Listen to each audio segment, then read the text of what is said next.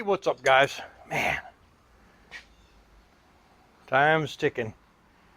About to head out to work. Figured I'd get a little bit more of this engine done and get this thing started up today.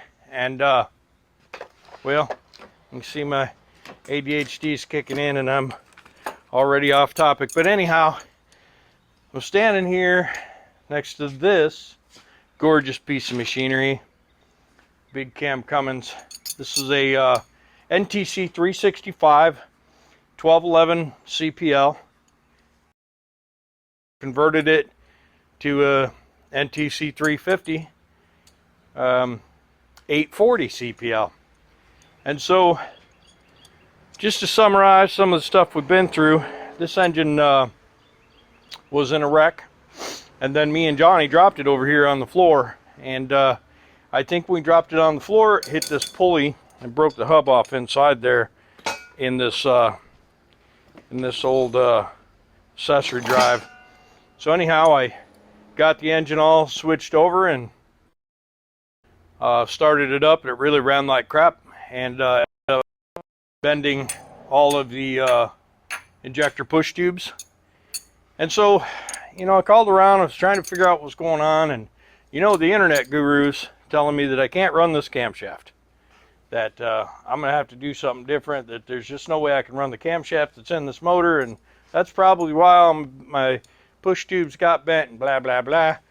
And doing some research and calling Cummins and trying to get to the bottom of it, I decided I was just going to swap it over to the cam that came out of the 840 engine. In comparison, the two camshafts, there was some differences, but it was the opposite way.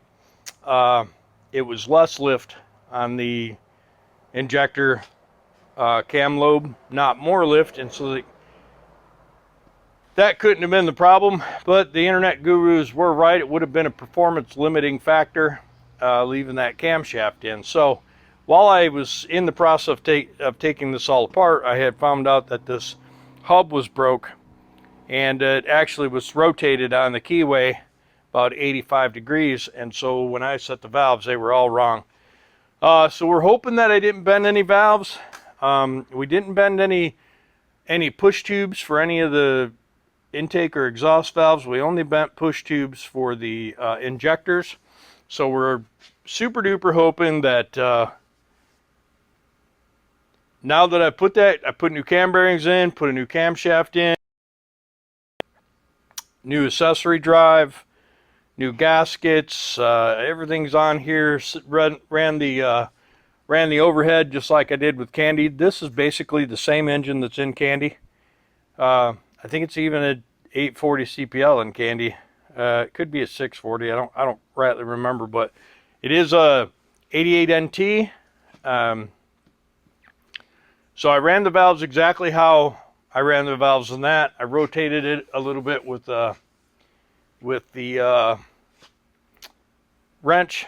I don't feel anything catching in there, but it does feel like it could possibly be low on compression on a couple of cylinders, which could point to some bent valves. But what we're going to do is, I don't have a compression gauge.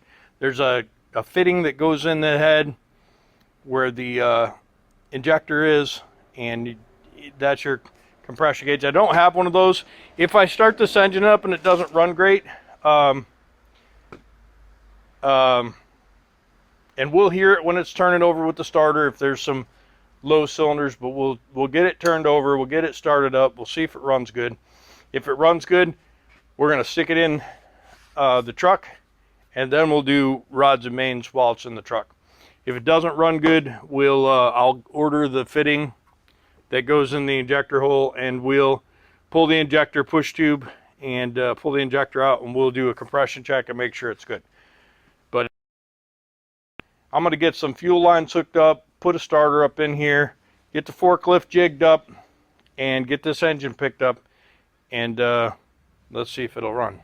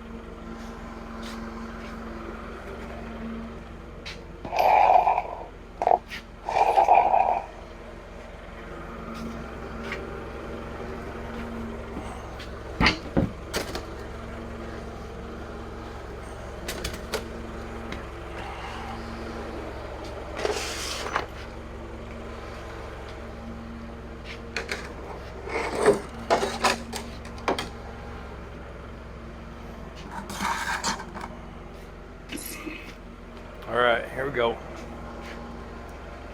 This thing picked up. Yeah.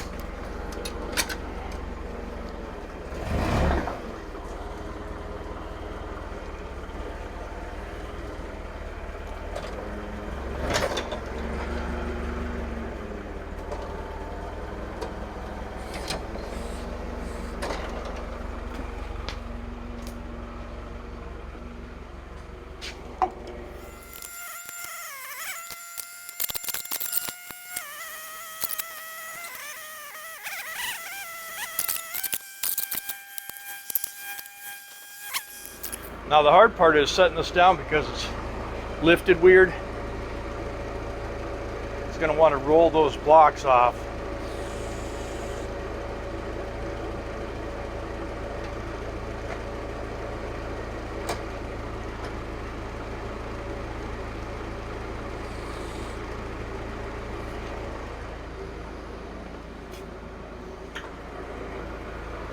So what we're going to do is we'll hold this in reverse.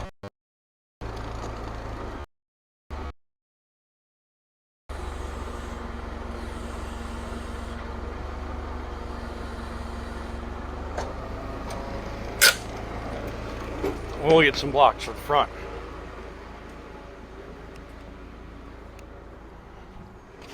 We've got it based, and then we're going to get some jack stands and brace it up side to side. I don't think we can use the big jack stands. I don't think we're tall enough. Nope. Close though. We could do it with one more 2x4 maybe. I don't know. Maybe we'll just pick it up just a fuzz and do it anyway.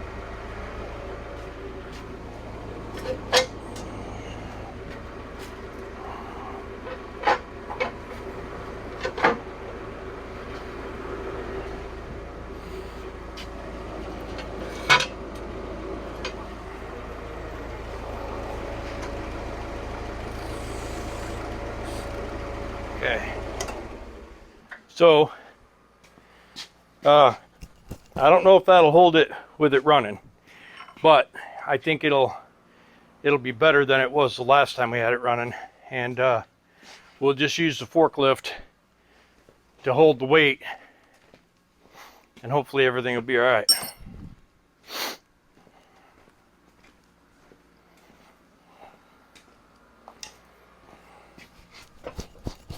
I mean, that's a lot of torque. So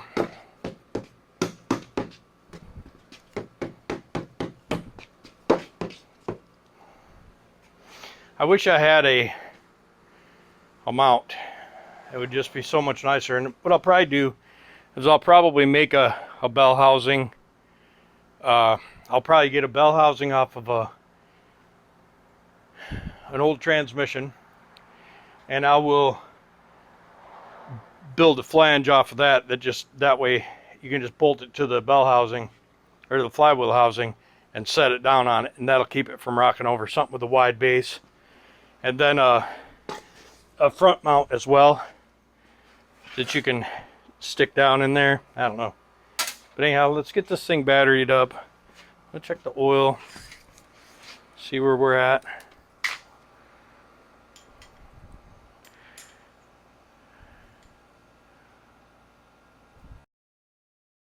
Says full, so provided this is the proper dipstick,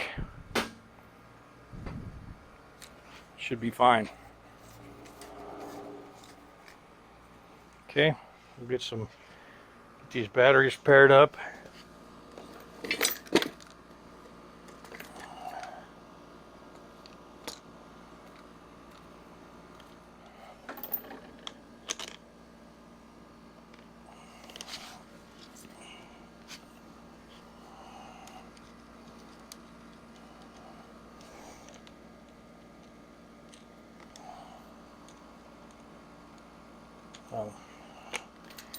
We gotta get the right sized ones.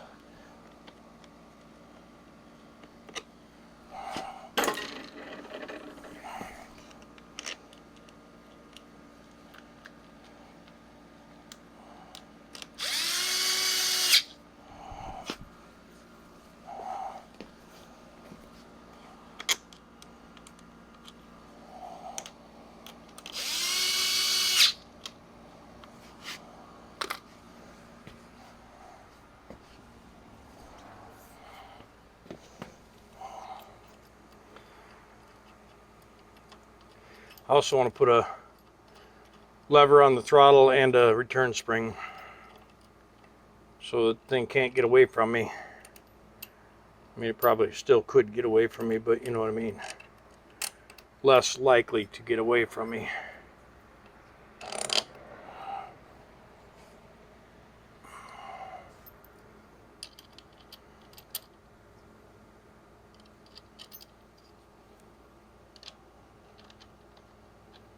These starters have always been good to me. Amazon, 199 bucks. You know, been a good starter.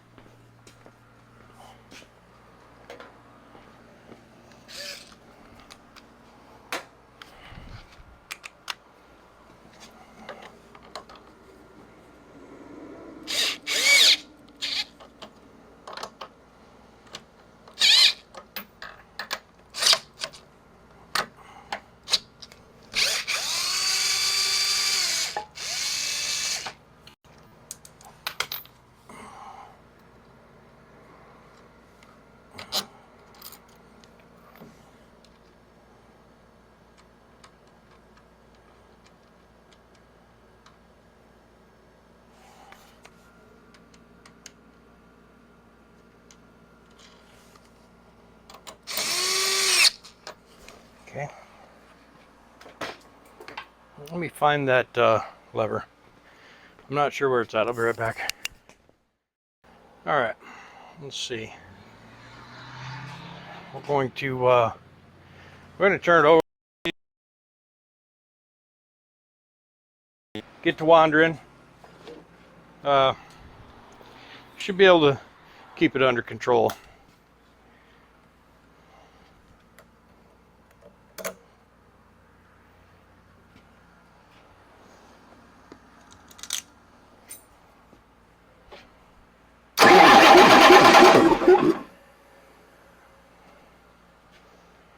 You guys are watching, right? It turns over nice, don't it?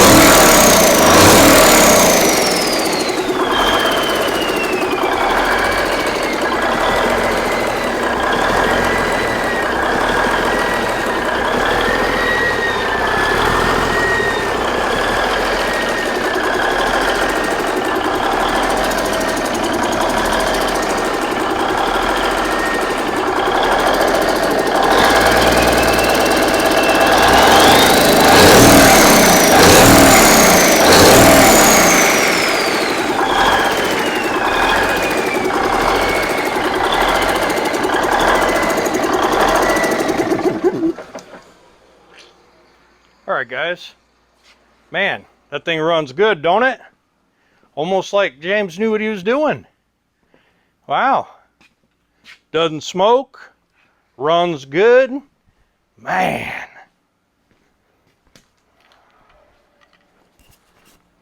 I'll tell you, I'm going to have to claim victory on this. And, yeah, as much as I hate to say it, I think this thing is doing its duty. Looks like it's oiling on all the cylinders. Nice. This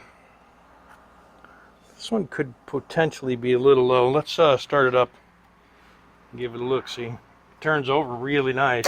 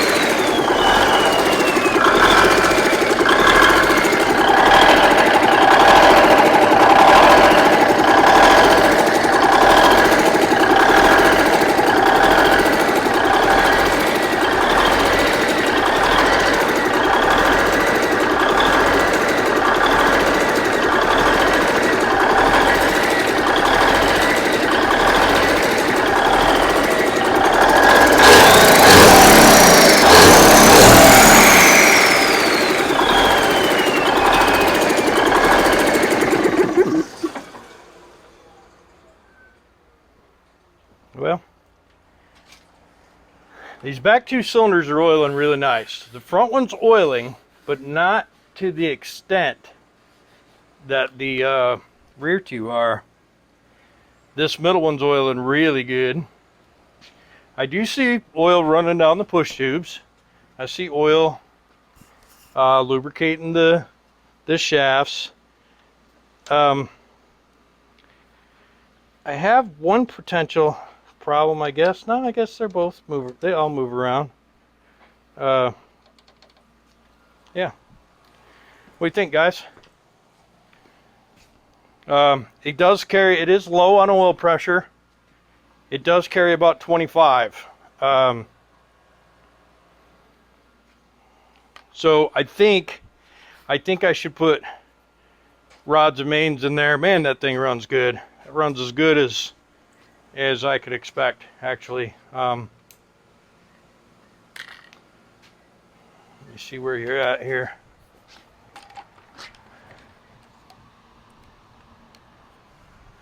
Well, it's been a long time coming. I've had this thing apart so many times.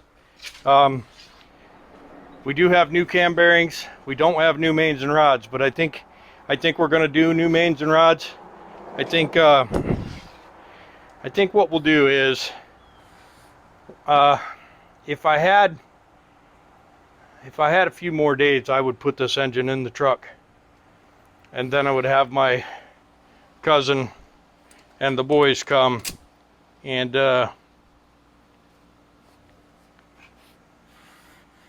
put new rods and mains in it. But I think it's safe to go in there. We do need to do the jakes yet. I need to get one jake head from JP. I think this motor will sit here while I'm gone. It sat there just nicely during the engine start. It did rattle that one off a little bit, but for the most part, I think it's safe.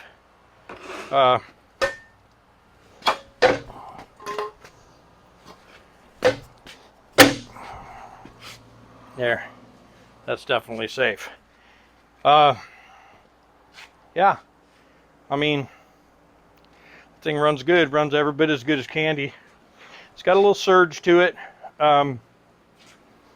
I don't know if that's something that'll fix. Maybe that's just an idle adjustment.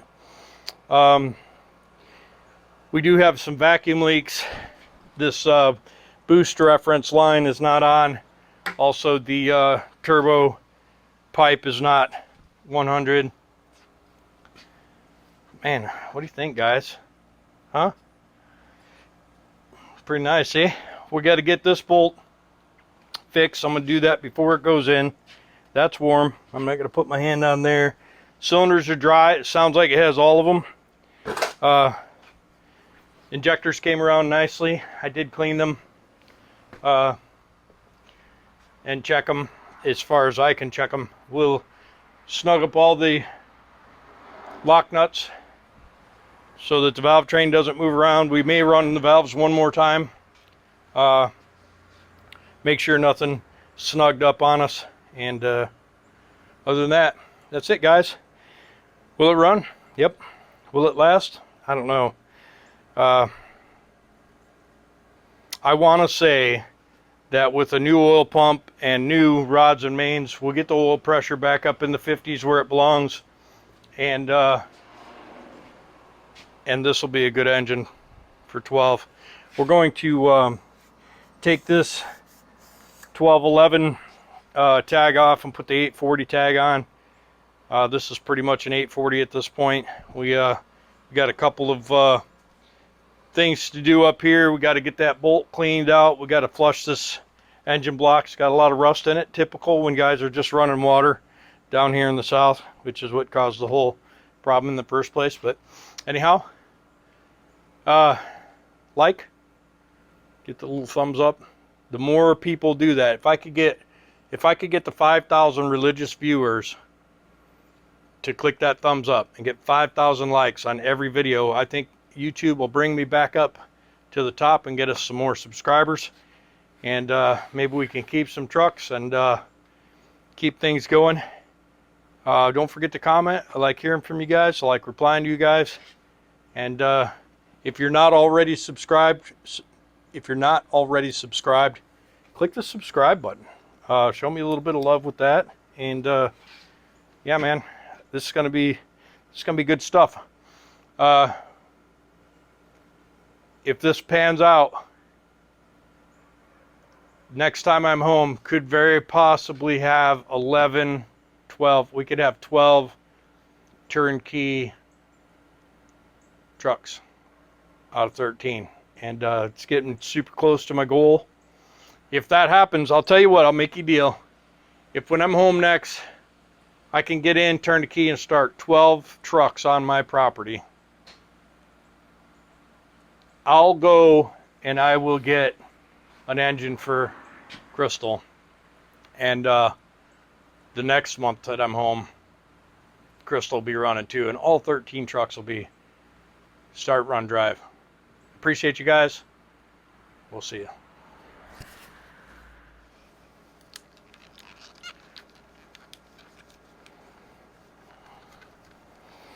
So what I'm going to do is I cleaned this out a little bit already, but I'm going to work on getting that broken bolt out. It's not going to be simple because they really do rust in there bad.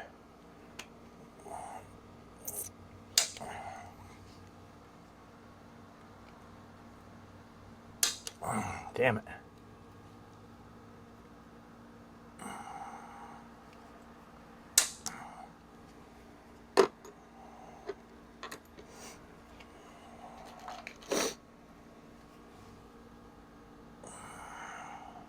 Let's see, we might be able to get it.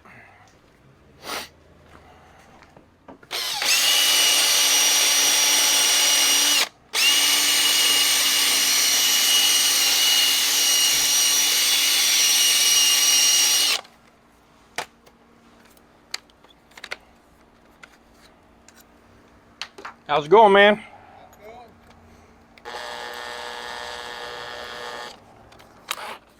All depends on how well this bolt comes out.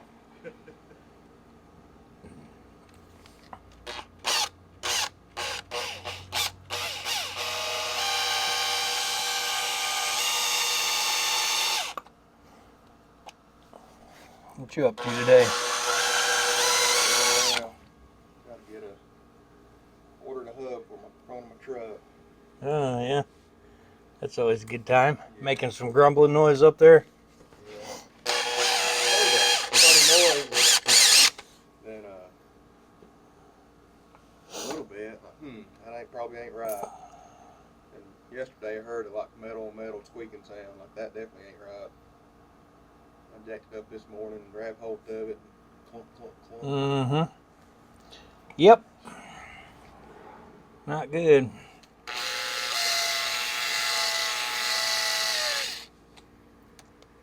I just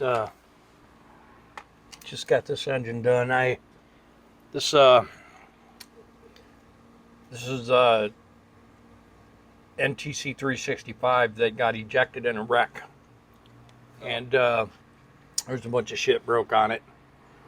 You know, manifold and turbo and water pump and a bunch of stuff just destroyed on the thing. And I bought it for parts, and I thought, well, I'll put it back together and make it run, you know.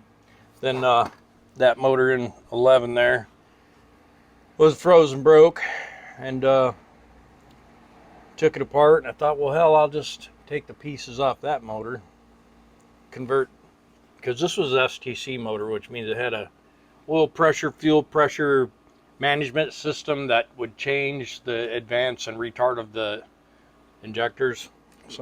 They did that for EPA stuff, you know, because they come and smoke real bad when you start them. So it was supposed to trick the system and blah blah blah. Well, so I pulled that thing all apart and built this, and then when I started it, it ran like pure trash. I thought, oh, you know, maybe it's got a couple bad injectors, and I got to digging around how it had bent all of the injector push tubes.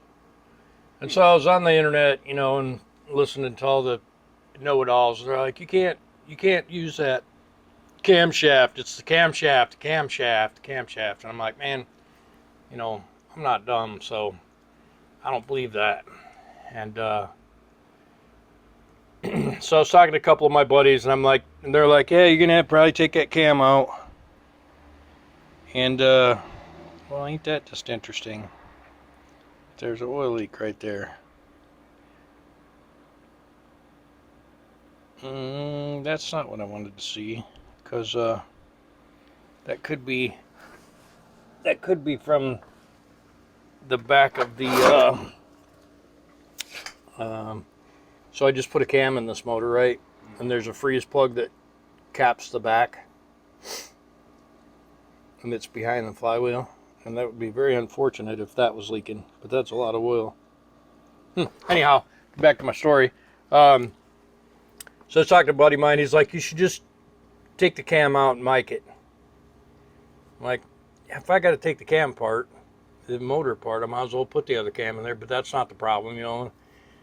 I started taking the motor apart, and you know much about Cummins? No. So this right here, this thing right here is called the accessory drive, okay? And you see this line right here? Yep. And you see this line right here? It has a little letter C on it right there. Mm-hmm. So this has an A and a B and a C. Some have a 00, 01, 02, just depending on the year. But what happens is you use this and you rotate this and line up A, and you set some valves and some injectors. And so I ran the overhead on the motor before it bent all the push rods, and things were weird. And so I called a buddy of mine. I'm like, man, the valves ain't lining up. I said, you know, my normal way of adjusting the valves isn't working, because the valves aren't where they're supposed to be. He's like, oh, that's the weirdest thing I've heard, but I never worked on one of these STC motors. And I'm like, well, they can't change the cam timing, because the valves still have to open and close when the piston's in the right place. So they can't change it that drastically unless the crank is different, and I know it's not. So something else is wrong. And so anyways, I was going to change the cam. So first thing you got to do to get the cam out is you got to take this front cover off. And the front cover was damaged right here anyways from the wreck. So I put my puller on here and pulled this off, and the hub that is attached to this was still in there. And what had happened from the wreck, either from the wreck or me and Johnny dropped this engine right here one day. We were moving it and it tipped over and I couldn't stop it. Yeah. And it went all the way over on this side. Now it could have hit here, likely not. It's likely from the wreck, but it could have hit this and broke that hub then.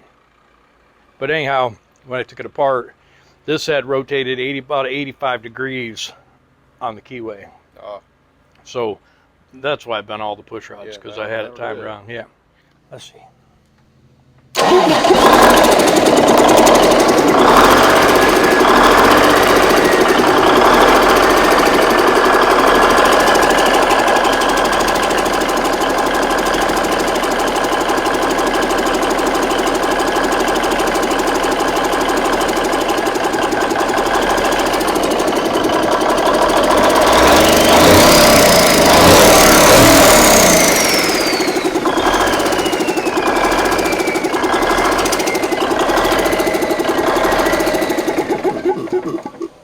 An air compressor. What do you think? Runs pretty good, huh? Sounds good to me. Not bad for my redneck rebuild. You hear it, Mama? Yeah. Run good. I need that seat. What do you need? The seat. Oh, it's on top of the safe. Yeah, it runs really good, dude. I'm super happy with it. I'm not super happy with that oil leak. See, it's just dripping off the bottom of the. Getting a little bigger, ain't it? Yeah. Ain't no good. Now, it could be, and I think it is. I think it's just the oil pan gasket. Yeah, it's just the oil pan gasket. Because I don't have any bolts in the back. Oh yeah. And that wasn't by design or my intention, but I just didn't have them. Huh? See a little gap in it over here. Oh yeah? Yeah. Doesn't surprise me. The whole front of the pan, I didn't have any bolts in that either. And it's funny because when this thing went in the wreck, the radiator shroud broke. And a piece of the radiator shroud was stuck through the oil pan. I didn't notice it. And I took the oil pan was smashed up into the crank, so this engine wouldn't turn. It's like, oh, I think the crank's bent, you know. And I was like, well, we'll get a look. I said, I think it's just hitting the oil pan. Oh no, it's not hitting the oil pan. Okay. So I get it here, and I take the oil pan off, and I beat it down with a hammer, and put it back on, and it turned just fine. So I knew the engine would be okay. The problem is, I think the engine maybe was running for a little while it was on its side. Yeah.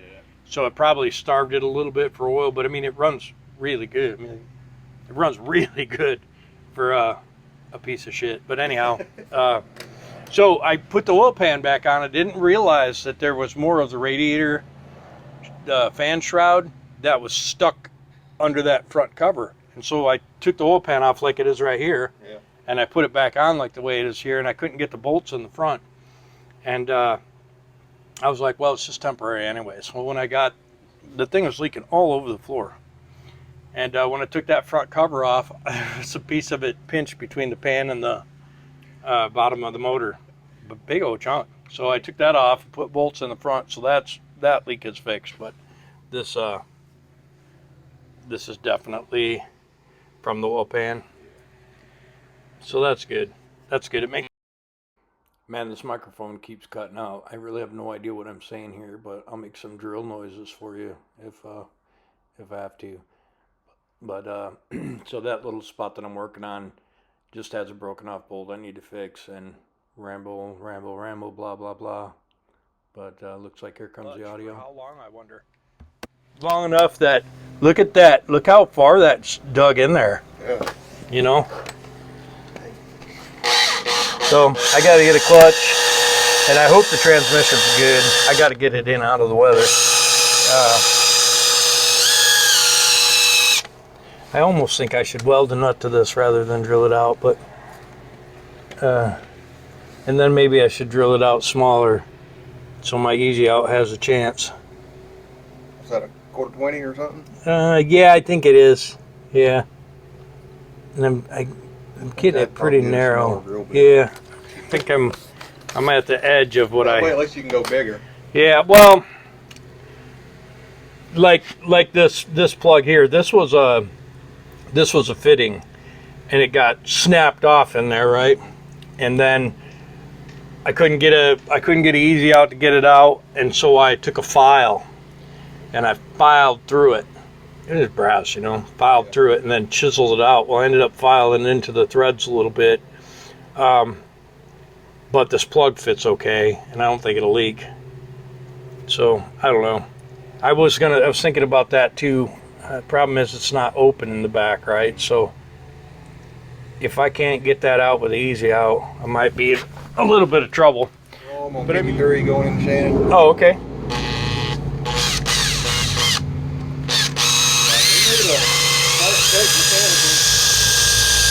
Got a broke bolt. All right. Yeah, you know, I ain't bad at it. I probably should have welded a bolt to that, but it's okay. I rarely do that just because of stuff I deal with. You have to get a permit to weld and change oil and stuff. Yeah. I'm just gonna. Are you left-handed drill bit? Nope. I never have ever had any left-handed drill bits in my life. My dad used to talk about them when I was younger, and I used to think he was just kidding. It does sound kind of like a joke, don't it? Mm-hmm.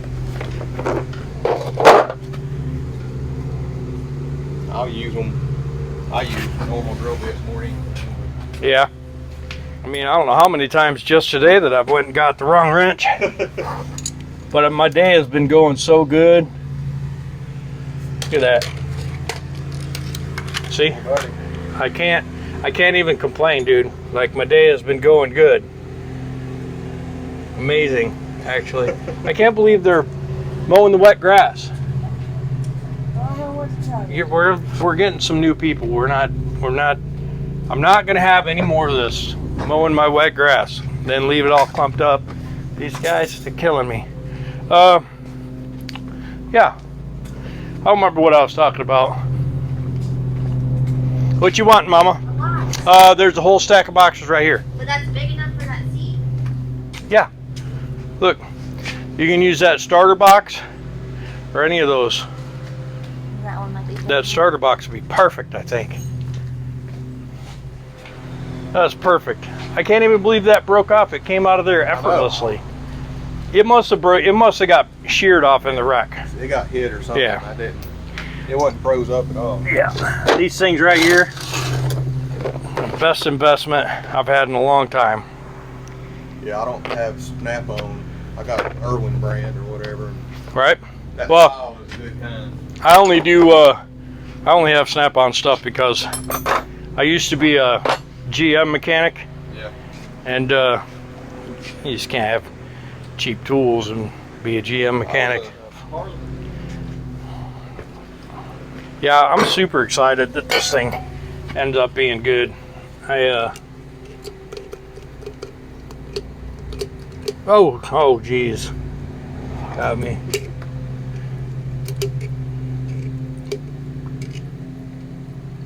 Just can't. I'm just not easy. I'm rough on everything, you know.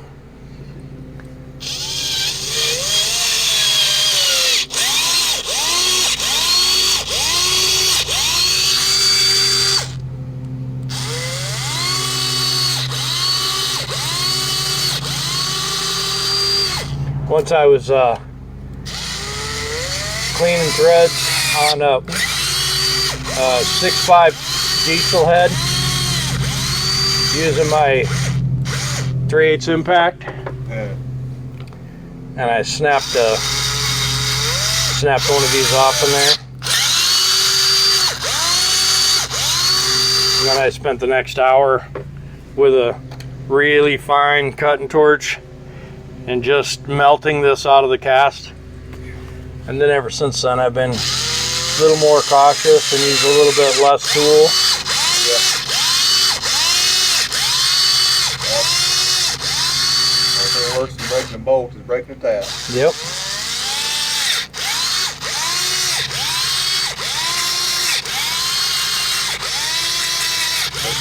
Just Yep. Yep. Man, that's nice.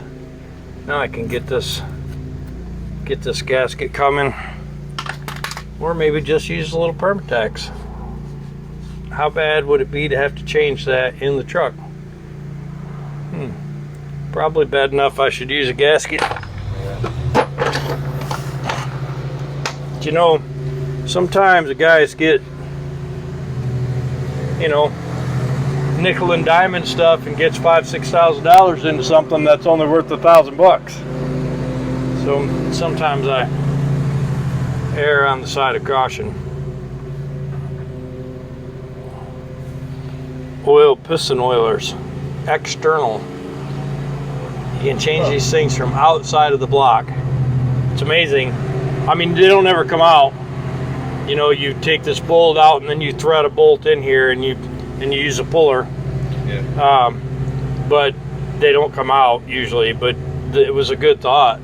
You know, with the Caterpillar, you got to take the pan off, and then Caterpillars, if it's over 400 horsepower, it's got